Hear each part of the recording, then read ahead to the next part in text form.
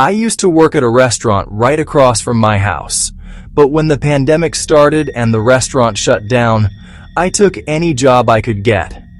An old friend mentioned a night shift at a medical office. I said yes immediately. Ironically, during COVID, that job turned out to be the safest. To avoid crowds, I started using the Uber app, and I had to reach work at 3 a.m.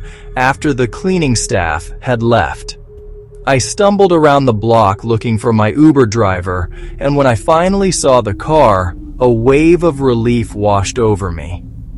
The driver recognized me instantly. I had only been there once last year, so I wasn't very familiar with the area. I didn't think too much and got in the car. I started playing a game on my phone to pass the time and take a shortcut. There was no charger in the car, and I wasn't sure if the office building even had one. So I decided to save my battery, and because I was so tired and bored, I dozed off. I don't usually use Uber because being alone with a stranger makes me a little uncomfortable. But this driver seemed normal enough. He was listening to clean jazz music.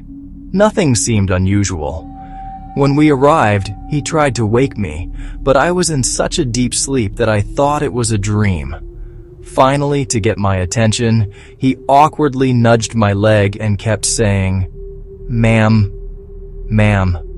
we've arrived." I felt a little embarrassed for falling asleep so deeply. I quickly thanked him, got out of the car, and walked toward the building. Looking around, I realized the office park wasn't what I had expected. It looked more like a strip mall. The building in front of me was half broken, and darkness filled the interior. The further inside I went, the more uneasy I felt.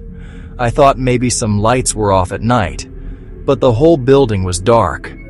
I told myself that perhaps renovations were in progress. Only a few minutes passed, but it felt like a long time. Everywhere I looked, there were construction materials, locked doors, and broken windows. I started to think that maybe the address was wrong. I took out my phone and turned off airplane mode, but the signal was very weak. I wandered around looking for a connection.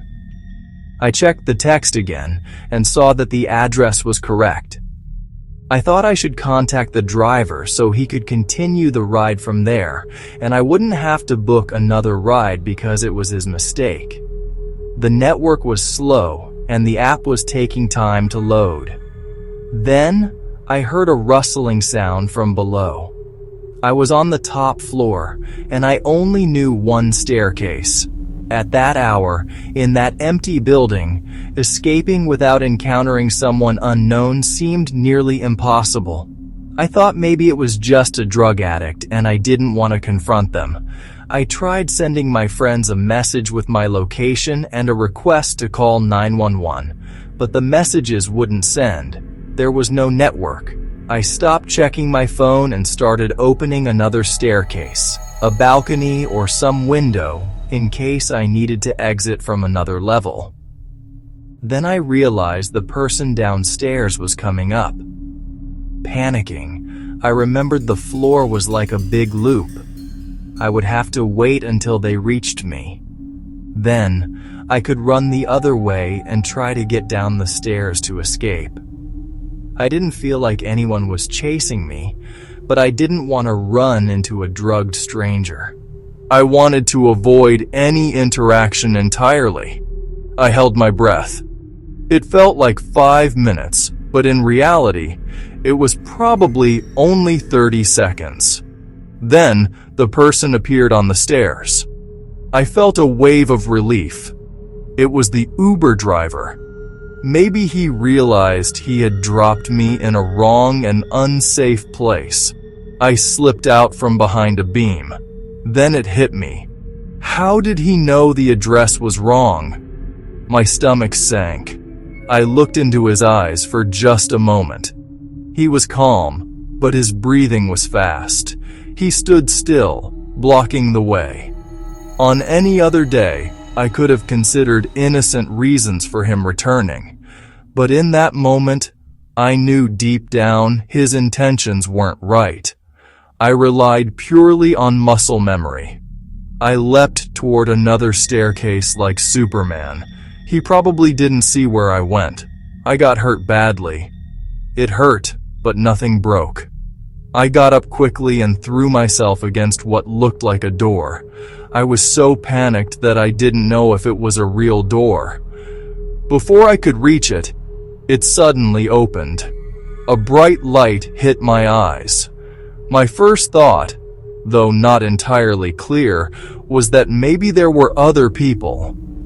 I panicked, but before I could react further, a voice echoed, "Okay, this is the police department. Everyone get down on your knees. Hands up! Hands up!" At first, I didn't believe it was the police, but as I stumbled and yelled, he shone a flashlight on me and repeated firmly, "Hands up! Hands up!" I obeyed without thinking. He came closer and finally lowered the torch. He really was a police officer. I tried explaining what had happened, but he started asking questions immediately. I couldn't speak clearly. He asked simple questions. "What's your name? Do you have any knives or sharp objects? Do you want to talk here or outside?" I stammered my answers. He led me to his car. I stepped outside the building, starting to feel a little normal again. I sat in the back seat, facing outward, while the officer stood in front of me. I asked the same question again. "Did my friends call you?" He said no. They were patrolling the area and saw a car parked outside the building. He explained that if I had been there for anything illegal, like human trafficking or prostitution, they would have had ways to detect it. I told them the whole story. Then they looked around, and the car was gone. The officers guessed that while we were talking inside, the man ran away. Another officer told me to open the Uber app. The network was still weak. We moved a little down the road, and as soon as the signal returned, I received 4 missed notifications. They said, "Hello, I've arrived, but I can't see you. I'm driving a white car." Then the last message came. Unfortunately, the driver had to cancel. I checked the car details again and realized that he was not my Uber driver at all. The police took my statement and said they would keep an eye out for him. I could only describe him as a light-skinned man with brown hair, wearing a zip-up sweatshirt. Maybe he had a hood that many people in the city wear. I consider myself extremely lucky to have escaped that close encounter. And now, I've decided I will never use Uber without checking the driver's name and number plate.